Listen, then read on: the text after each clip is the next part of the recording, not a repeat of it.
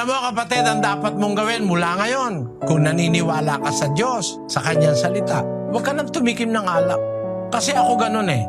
Nang itigil ko ang alak, isang pagkakataon lang sabi ko sa Diyos, hindi na po ako iinom. Hindi na ako uminom. Isang pagkakataon lang, nang itigil ko ang sigarilyo, tinapong ko yung aking lighter na Zippo. Yung gold-plated kung Zippo, napakamahal nun. Mahigit na 2,000. Tinapong ko doon sa Quezon Bridge dahil naintindihan ko masama pala yung paninigarilyo. Napakaraming perwisyo sa katawan, ayaw ng Diyos yun. Sabi ko sa Diyos, di na po ako magsisigarilyo. Mula noon hanggang ngayon, di na. Huwag kang papatukso.